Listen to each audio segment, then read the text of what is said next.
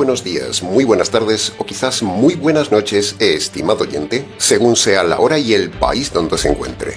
Reciba nuestro característico saludo pastoral al inicio del programa, de quien les habla, el pastor bautista Nikos Ricoy, de parte del equipo de trabajo del Ministerio Tinajas, que elabora cada semana este programa para usted, emitiendo desde aquí en Valencia, España.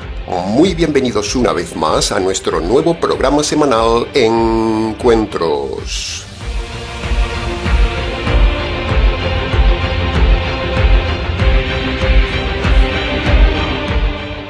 Estamos ya, estimado oyente, en el programa número 23 de la serie de la primera carta de Pedro.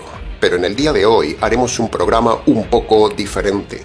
Antes de meternos en el estudio expositivo de la carta, tocaremos dos temas de actualidad. Y en la segunda parte del programa analizaremos el pasaje correspondiente al día de hoy. Primera de Pedro, capítulo 5, versículo 1.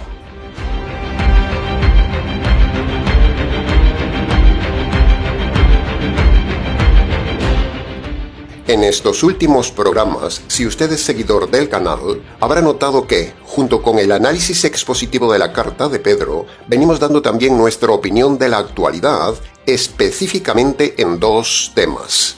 Primero, dando nuestra denuncia y opinión bíblica de las cosas que hace el moderno anti-Pedro, o sea, el Papa.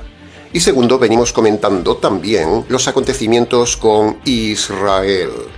No podemos abstraernos de estos dos temas, estimado oyente. En el equipo de trabajo del Ministerio Tinajas creemos que son una cita obligada en el programa. Primero porque Pedro es judío, es del pueblo de Israel. Y segundo porque millones de personas creen que Pedro fue el primer papa. Así que al analizar la carta de Pedro, les hacemos ver lo que realmente creía y hacía el primer papa, entre comillas. Por eso, necesariamente, como expositores bíblicos que somos, tenemos que analizar y opinar sobre estos dos temas actuales: el Papa e Israel, Israel y el Papa. Por un lado, debemos analizar y denunciar a aquel que presume hoy de ser el sucesor de Pedro, pero que en realidad, como hemos demostrado muchas veces, el Pedro de hoy no tiene nada que ver con el primer Pedro. ¿Se imagina a Pedro con un sombrerito blanco y un vestido blanco y zapatos rojos? ¿Se imagina a Pedro viviendo en un palacio como vive el Pedro moderno? ¿Se imagina a Pedro postrado ante una imagen de María? ¿Se imagina a Pedro rezando un rosario, repitiendo 10 Avemarías y un Padre Nuestro?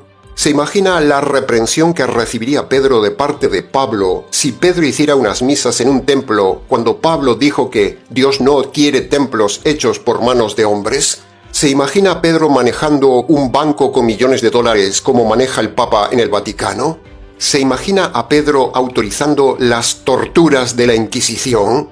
¿Se imagina a Pedro hablando de política, guerras y cobrando impuestos? ¿Ve usted algún mensaje político en las cartas de Pedro? ¿Ve usted a Pedro metido en política y recibiendo en su palacio a dignatarios, ateos, cantantes y líderes de otras religiones del mundo sin compartirles el Evangelio? ¿Se lo imagina? Pues todo esto y mucho más lo hace este anti-Pedro. Por eso hemos decidido empezar esta serie de Pedro coincidiendo con el inicio de este Papa anti-Pedro para comparar entre un Pedro bíblico y un Pedro humano, entre un Pedro y un anti-Pedro. Para que la gente reflexione, para que la gente abra los ojos y para que la gente vaya a la Biblia a comparar. Y por otro lado, está también la latente situación de la tierra de Israel. En el Ministerio Tinajas, todos los miembros del ministerio, todos estamos totalmente a favor de Israel. Nadie puede pertenecer al Ministerio Tinajas si está en contra de Israel. Israel es el pueblo de Dios y Palestina es la tierra de Dios. No hay ni un solo miembro del Ministerio Tinajas, desde Canadá hasta el sur de Chile, que no esté a favor total de Israel y a la vez en contra de los intrusos palestinos. Cuando leemos Génesis capítulo 21, versículo 21, ahí se menciona que Ismael, el padre de los árabes, el hijo de Abraham, fue a habitar al desierto de Parán. Génesis capítulo 25, versículos 17 y 18, el texto describe que Ismael y sus descendientes habitaron en Javila hasta Shur, o sea, frente a Egipto, camino a Siria, en la tierra actual de Arabia. Investigue y documéntese sobre esto y verá que es así. Así que uniendo estos dos pasajes de Génesis tenemos que Dios mandó a Ismael, el padre de los árabes y de los palestinos, le mandó ir a vivir en Parán, en Javila y en Shur, y eso es muy lejos de Gaza. Está en el sureste de Egipto, frente a la tierra de Arabia, como dijimos antes. Estos textos demuestran contundentemente que Dios no mandó a los hijos de Ismael a vivir en Palestina. Los actuales palestinos se equivocaron de camino, se equivocaron de tierra, se equivocaron de lugar para vivir. No siguieron a su padre Ismael. Pero de toda esta ocupación palestina actual, tienen gran culpa los perversos británicos por meter en su día ahí a los árabes palestinos en lugar de enviarlos a Arabia, como dice la Biblia. Hipócritas ingleses, hipócritas británicos, muy religiosos, pero ignorantes de esta parte de la palabra de Dios. Esta es la realidad, estimado oyente. La culpa de esta ocupación palestina la tiene Gran Bretaña. Analicemos ahora por un momento otro pasaje que nadie analiza en este conflicto actual con Israel. Preste atención y síganos. Este argumento que le vamos a dar no se lo hemos copiado a nadie. Nosotros leemos y estudiamos la Biblia con cuidado como bereanos. Nosotros no le copiamos los argumentos a nadie. Nos copian a nosotros, pero nosotros no copiamos, nosotros estudiamos. Génesis capítulo 21, versículo 10 dice: Dios dijo a Abraham: Echa de aquí a tu esclava y a su hijo, porque el hijo de esta esclava no heredará nunca con Isaac mi hijo. Y en el versículo 12 dijo Dios a Abraham: No te preocupes por echar al muchacho y a su madre de esta tierra. Y esta declaración tajante que nadie presta atención es muy importante. Se la dijo Dios a Abraham cuando estaba viviendo en Gerar. ¿Y sabe usted dónde está Gerar? Gerar está en la zona del actual Gaza. ¿No le parece original? Los perversos británicos, los opositores de Israel e incluso Israel mismo no leen este documento histórico donde Dios expulsa a los árabes de la zona de Gaza. ¿No le parece increíblemente coincidente que justamente en Gerar, en la actual tierra de Gaza, Dios le haya dicho a Abraham que eche fuera de esa tierra el padre de los palestinos? ¿No le parece significativamente profético? Fíjese bien en la frase contundente de Dios: Echa fuera a Ismael. ¡Wow! Por eso Israel hace bien lo que hace, y aún es demasiado bueno con los palestinos dejándolos ahí. Incluso más, siendo estricto, yo diría que Israel está desobedeciendo a Dios porque su padre Abraham echó de Gaza a Ismael e Israel está permitiendo vivir ahí a los árabes palestinos en Gaza, con lo cual Israel está desobedeciendo la palabra de Dios. Por eso ahora están sufriendo. El texto nos dice de forma inferencial pero contundente que no pueden convivir juntos Ismael e Isaac. Así que Dios manda echar fuera de Palestina a Ismael y le deja esa tierra solo a Isaac. El texto dice: El hijo de la esclava no ha de heredar esta tierra. Y esa tierra se refiere a Gerar, o sea, la actual Gaza. Esta tierra no la ha de heredar con Isaac.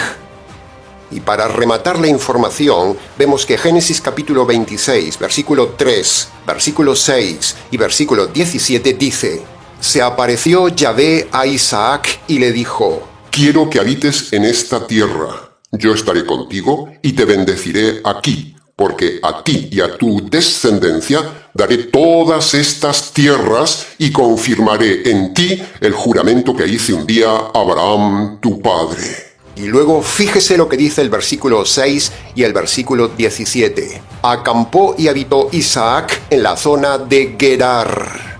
Gerar es el mismo lugar donde Dios le dijo a Abraham que echara a Ismael de allí. Por lo tanto, Dios le repite a Isaac en el capítulo 26, estando en Gerar, o sea, en Gaza, le repite lo mismo que le dijo a Abraham en Génesis capítulo 21, que esas tierras serían solo para Isaac y su descendencia, o sea, los judíos. Y en Génesis capítulo 25, versículo 18, se describe que Ismael y sus descendientes se fueron a habitar desde Havila hasta Shur, frente a Egipto, camino a Siria. O sea que Ismael no se quedó nunca en Gerar, o sea, en Gaza. Incluso nos hemos informado e investigado que la tradición árabe dice que en Havila y Shur se estableció Ismael, hijo de Abraham, muy lejos de Gaza. Entonces, ¿qué hacen los palestinos en Gaza? ¿Tendrían que estar viviendo en las tierras del sur de Egipto o en Arabia? Entonces, ¿por qué los palestinos no se van a la tierra de su padre Ismael? Puede ver por qué las cosas son como las decimos y estamos en contra de los palestinos usurpadores y ocupadores de una casa ajena, la tierra de Israel. Los palestinos son desobedientes a Dios porque como hijos de Ismael no pueden estar en esa tierra de Gaza por orden explícita de Dios. Y los judíos también están desobedeciendo al permitir que vivan ahí los palestinos. Y por ambas desobediencias tenemos el desastre actual. Con todo esto dicho, vemos, estimado oyente, lo que produce la desobediencia a la palabra de Dios. Abraham pecó al tener a Ismael en adulterio.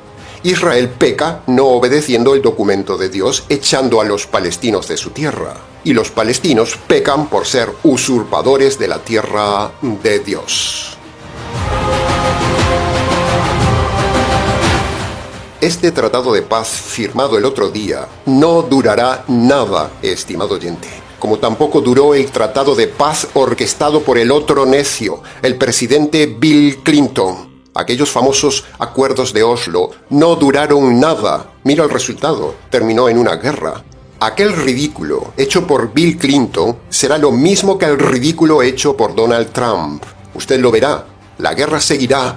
Donald Trump se comerá su orgullo y su egolatría muy pronto porque nunca habrá paz entre Israel e Ismael. Es una guerra eterna diabólica. Ningún hombre la puede detener.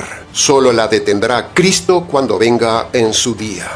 Así como el diablo odia al hombre porque Dios desechó al diablo y eligió al hombre para heredar el reino, de la misma manera, estimado oyente, Ismael odia a Israel porque Dios eligió a Isaac, el hijo de la promesa, y desechó a Ismael.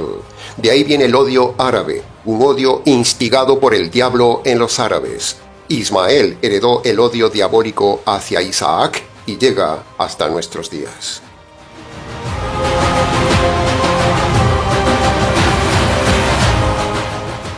Desde 1949 ha habido al menos 17 intentos de paz que se rompieron siempre por atentados, muertes, ataques, incursiones e incumplimiento de lo prometido por parte de los palestinos.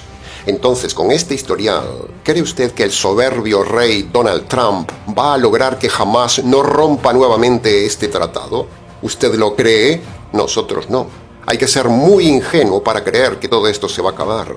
Nosotros no lo creemos. Es más, el día que se rompa la paz, lo diremos en el canal y recordaremos lo profetizado hoy en este programa. No sean ilusos, estimados oyentes. De esta paz no saldrá nada, solo vanidad para Estados Unidos, pero pronto se romperá la paz. Este reciente tratado de paz y de alto el fuego no funcionará nunca. Usted verá dentro de poco tiempo que nuevamente en la televisión habrá muertes, ataques, incursiones y continuará la guerra por parte de los palestinos contra Israel. Escuche ahora lo siguiente que voy a decir. El grupo terrorista Hamas fue fundado con un juramento y un lema. Su existencia, su creación fue para hacer eliminar a Israel. Así que si Hamas aún no fue eliminada, hay que ser muy ingenuo para creerse que este tratado de paz funcionará. Nunca funcionará, porque el grupo Hamas aún está vivo y activo. No ha destruido a Israel como es el deseo de ellos. Así que Hamas nunca podrá ir contra su juramento, destruir Israel. Si Hamás dejara ahora de lado su juramento de no destruir a Israel, sería el hazmerreír de los suyos y los árabes se burlarían de Hamás. Así que por orgullo simplemente se mantendrán quietos por un tiempo, pero luego Hamás volverá al ataque. Ellos aman la muerte. Para ellos la muerte es gloria. Así que acuérdese de lo que le digo en esta profecía. Este tratado no perdurará. El 10 de diciembre de 1987 se funda Hamás, el grupo terrorista creado solamente para destruir Israel. Y en los artículos básicos de la carta fundacional de Hamás, que usted puede encontrar en internet, dice así. Artículo 1. Ahí se habla del rechazo absoluto a la existencia de Israel. Dice el texto, la lucha contra los sionistas es muy grande y muy grave. No hay solución para la cuestión palestina, excepto a través de la yihad armada y la destrucción total de Israel. Así que Hamás rechaza cualquier acuerdo político que implique la existencia del Estado de Israel. Por eso Hamás no cumplirá este tratado de paz. Hamás se saltará en cualquier momento este acuerdo de paz. Artículo 2. Se llama al grupo a la desaparición total de Israel y se pide la creación de un Estado islámico en toda Palestina. Renunciar a cualquier parte de Palestina se considera una traición al Islam. Imagínese qué palabras. Así que ¿cree usted que con estos artículos de la Constitución de Hamás los terroristas se van a quedar con los brazos cruzados? Artículo número 3. La Carta de Hamás declara que cuando el enemigo pisotea territorio musulmán, hay que emprender la yihad, es decir, la guerra santa. Y ellos creen que Palestina es territorio musulmán. Artículo número 4. El artículo número 4 incluye una cita del profeta Mahoma que dice: la hora del juicio no llegará hasta que los musulmanes luchen contra los judíos y los maten. Menudo pasaje. Y el artículo 5 de la Constitución de Hamás dice: Hamás se opone a cualquier tipo de negociación con Israel y considera que la lucha armada es la única vía legítima para liberar Palestina y derrotar a Israel. ¡Wow! ¿Se da cuenta que esta farsa diseñada por Donald Trump no valdrá para nada? Con estos artículos bajo juramento, estos asesinos, ¿usted cree que los de Hamás van a respetar este tratado de paz? No, señores, no lo van a respetar y dentro de un tiempo, acuérdese de esta profecía bíblica, los terroristas, amparados por los cómplices palestinos, volverán a la guerra. Todo este tratado de paz es aire, como fue el caso del tonto presidente Clinton en 1993. Clinton hizo mucho espectáculo, mucho tratado, pero al fin Hamás se rió de Clinton, rompió el tratado de paz y miren que acabó todo aquel espectáculo del inepto Bill Clinton en la presente guerra. Jamás se burló del presidente de los Estados Unidos y jamás se volverá a burlar de este presidente de los Estados Unidos. No se puede hacer tratados de paz con asesinos, con terroristas, con genocidas, con la muerte. Hay que eliminarlos a todos como haría Moisés y hay que expulsarlos a todos los palestinos de esa tierra de Israel como lo haría Josué y como mandó a hacerlo Dios.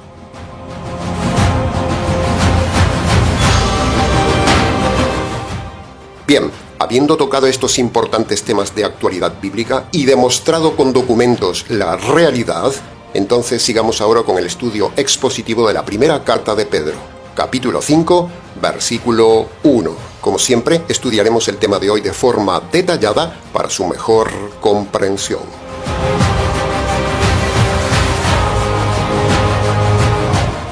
Entremos entonces en el análisis, comentario y enseñanzas del versículo 1, que dice así: A los ancianos que están entre ustedes, yo también anciano y testigo de los padecimientos de Cristo, soy participante de la gloria que será revelada.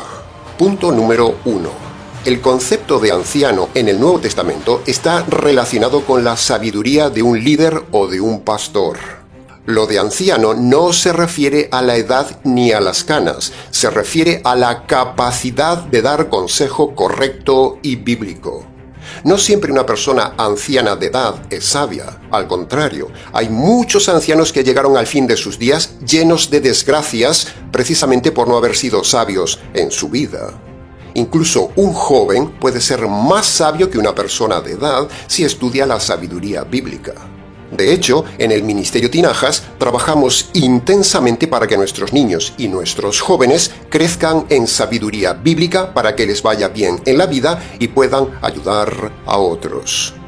Entonces, pastor, ¿qué es la sabiduría? Bueno, la verdadera sabiduría, no la sabiduría del mundo.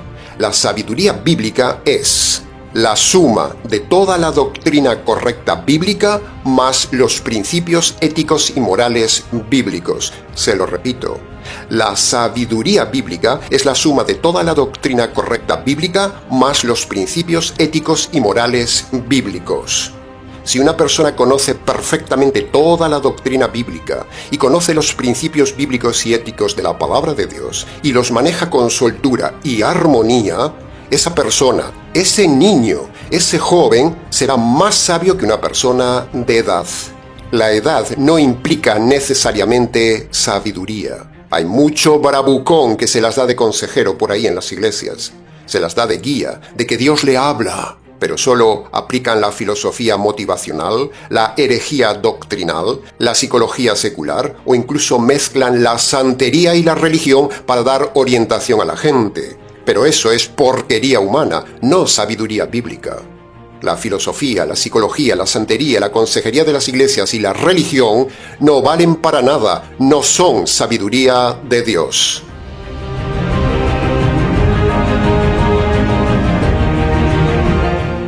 Punto número 2.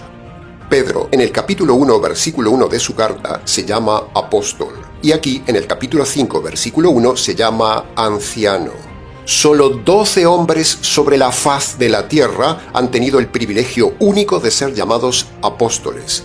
Y de esto ya hemos hablado en el capítulo 1, versículo 1.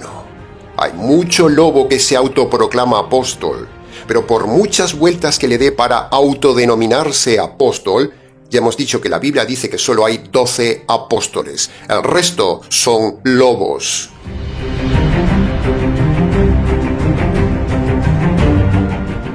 Punto número 3. Pedro habla otra vez de los padecimientos de Cristo. Si usted es seguidor del programa, recordará que hemos hablado muy intensamente de este tema cuando estudiamos 1 de Pedro capítulo 4 versículo 13. Si usted nos escucha por primera vez, le remitimos a ese programa para que usted comprenda correctamente que Cristo nunca sufrió físicamente en su cuerpo, ni tampoco Cristo fue nunca al baño. Jesucristo era perfecto, por lo tanto nunca tuvo el dolor físico, ni nunca tuvo la maldición de ir al baño. Nada de esto lo vivió el Señor. Para preguntas del tema, escríbanos.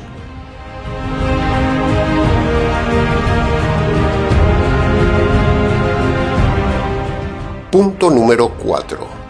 Pedro habla de la seguridad de la salvación que él tiene, cuando dice públicamente y con toda contundencia: yo soy partícipe de la gloria que un día será revelada. ¡Wow!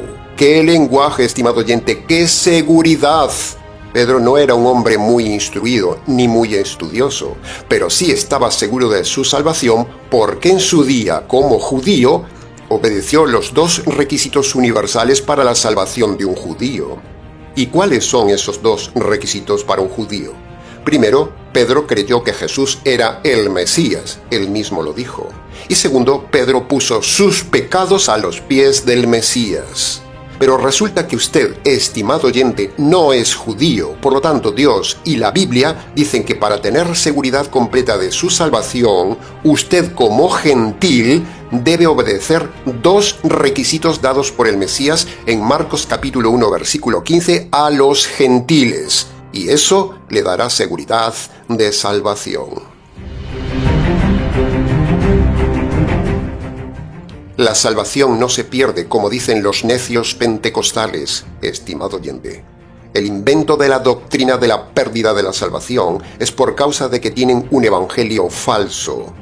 Como el evangelio que se predica hoy, Eso de pase al frente, levante la mano, acepte a Jesús en su corazón y toda esa mentira americana, ese evangelio no cambia a la gente, entonces el predicador, en lugar de reflexionar, ser sincero y reconocer que su evangelio no es correcto, prefiere echarle la culpa a la persona diciéndole que no tenía fe el día que levantó la mano y aceptó a Jesús en el corazón.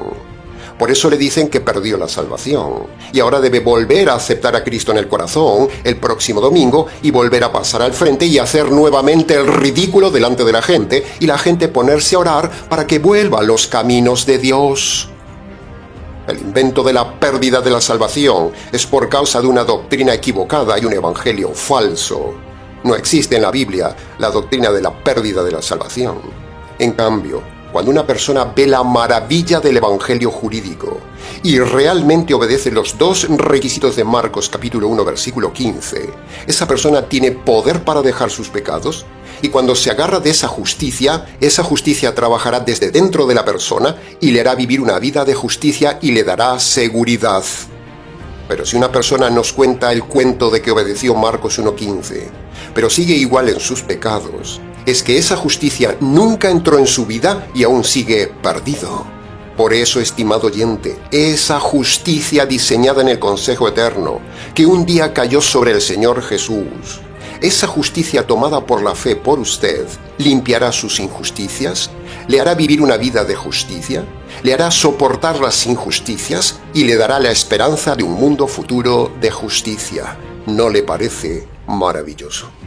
Este es el verdadero evangelio, centrado en la justicia de la cruz. La salvación no se pierde, estimado oyente. El que se pierde es usted si no aprovecha esta oportunidad hoy de recibir el verdadero evangelio jurídico que le salva. Para preguntas del tema, escríbanos.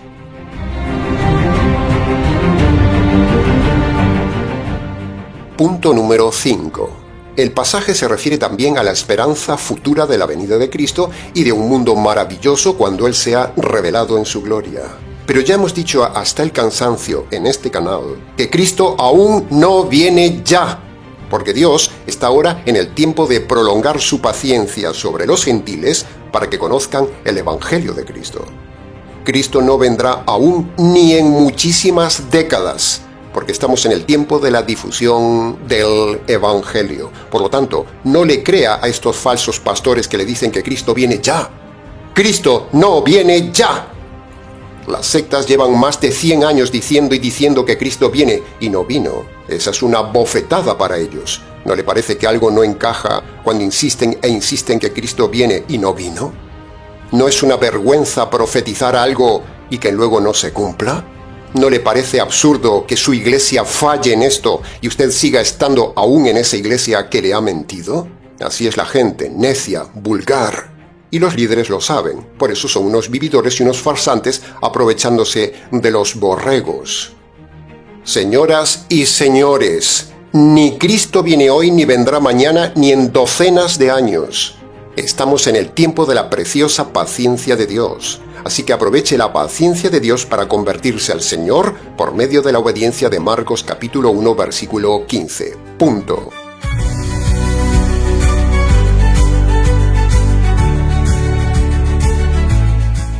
Y punto número 6 del análisis del versículo 1. Pedro cierra su versículo con la grandiosidad de la frase la gloria revelada. Esa frase de Pedro nos transporta al futuro. Esa frase nos eleva y es tremendamente entusiasmante, al menos para mí, como pastor que lo soy.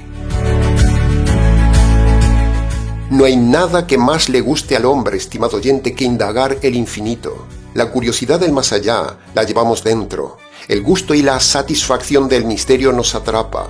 La saciedad de los ojos y la satisfacción de la mente nunca acaba. Y todo eso será un día posible viajando por esos mundos del reino que varias veces hemos descrito en el canal y que con cada nueva descripción que hacemos del más allá deja corta la descripción anterior y nos entusiasma más para hacer una nueva descripción, a pesar de la limitación de la mente, de la imaginación, de las palabras. Sin embargo, lo intentamos, aunque hablemos limitadamente de todo lo futuro, que no se parece en nada a lo material de este mundo presente. Aunque hablamos de forma limitada, lo predicamos con entusiasmo. Nuestra narración siempre nos parece pobre, pero al menos lo intentamos para entusiasmarle.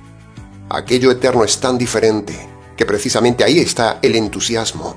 Tratar de imaginar ese mundo futuro con los pocos elementos que nos da la revelación del Nuevo Testamento. Cuerpo nuevo, ciudades inmensas, seres diferentes, nada de entropía, todo perfecto, todo sorprendente, todo hermoso, todo descomunal, todo inmenso, actividad constante, cosas únicas, conocimiento infinito de las cosas, conocer lugares sorprendentes y un largo etcétera.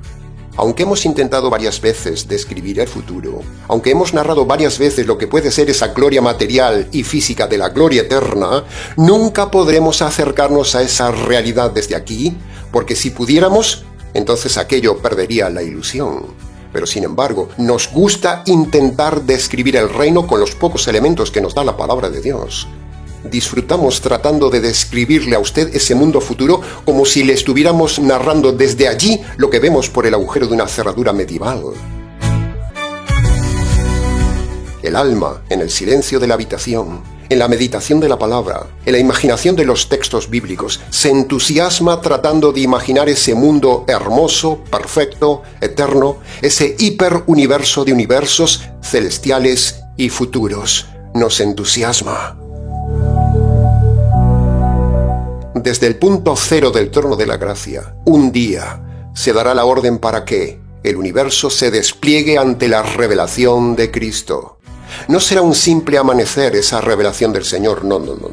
Será algo único, será esplendoroso. Incluso su luz será 1000 veces mayor que la gloria del sol.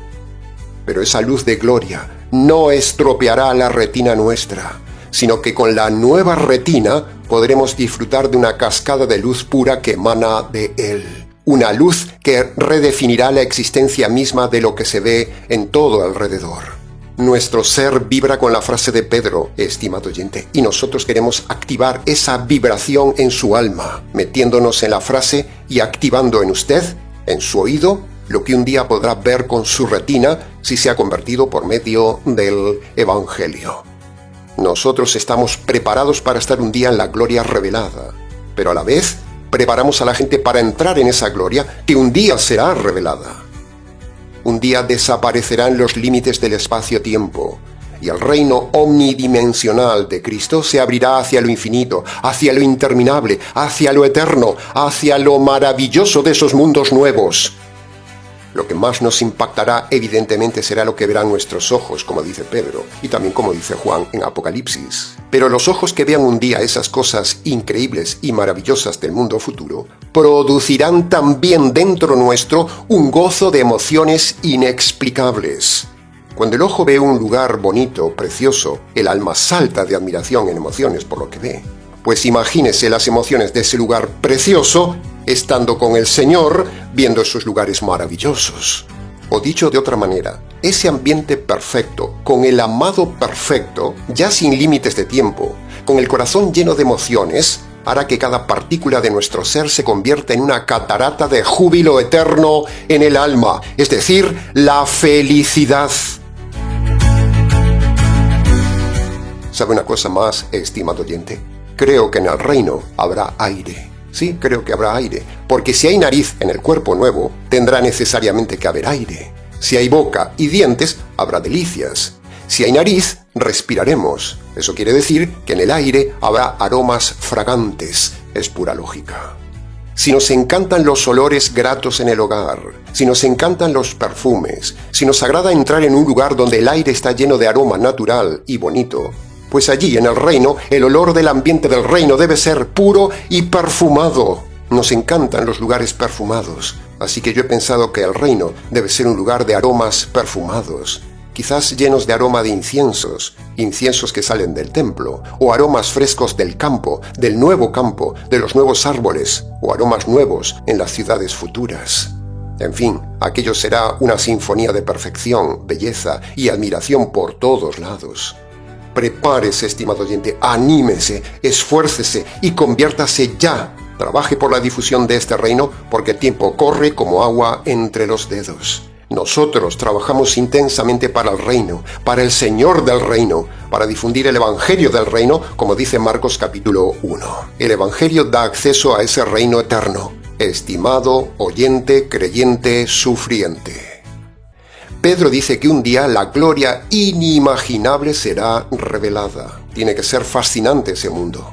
Y de hecho lo es. El mismo Señor lo repite 2 veces, una en cada testamento. Dice: lo que ojo humano nunca vio, lo que oído nunca oyó, ni mente humana jamás imaginó, es lo que yo tengo preparado en el reino para aquellos que me aman.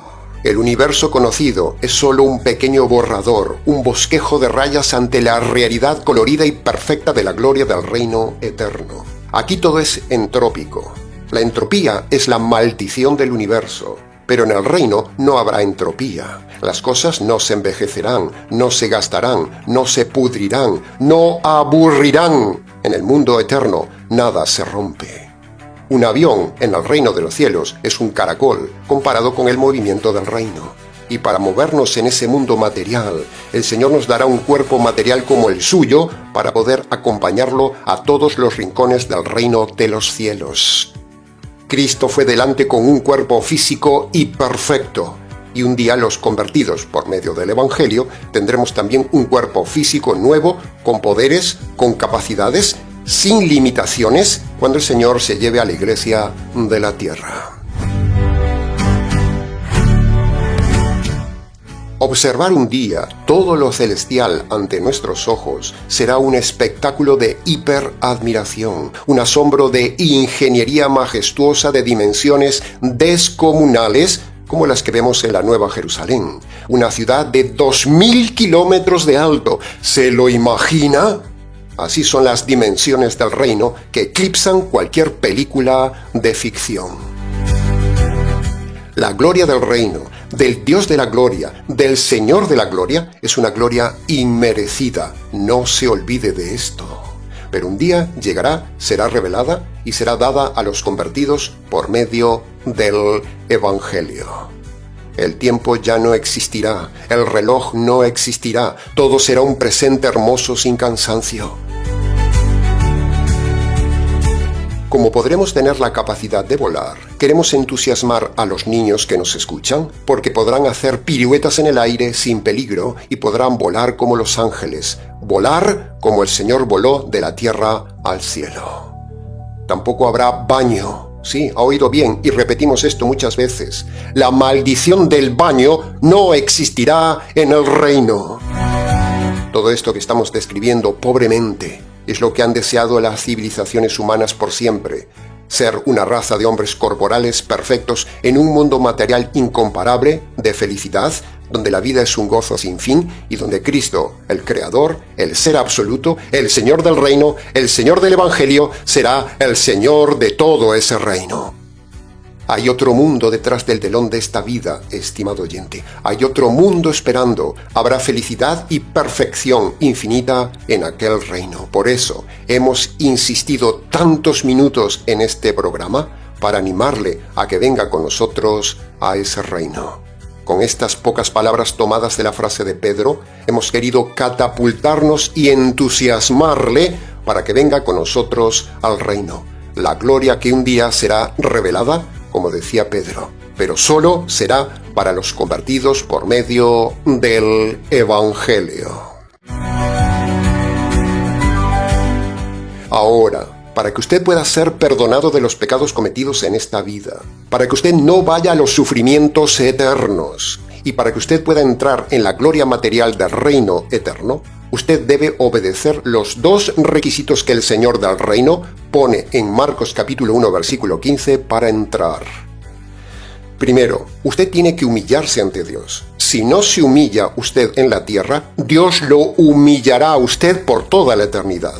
Así que calcule qué es mejor, humillarse o que Dios le humille. Pues la respuesta es evidente. Así que el primer requisito para entrar al reino es reconocer de forma concreta sus pecados pasados ante Dios y abandonarlos. Esa humillación, la Biblia lo llama arrepentimiento. Segundo, usted tiene que honrar a Dios entendiendo la obra de la cruz. Si usted no entiende la obra jurídica de la cruz, usted no la tomará para sí y por lo tanto se perderá en el fuego eterno. Así que le recomendamos, estimado oyente, que practique H más H, humillación y honra. Humillación por medio del arrepentimiento y honra por medio de creer el Evangelio del Señor. La justicia de sus pecados caída sobre el Señor Jesús. Amén. Aleluya.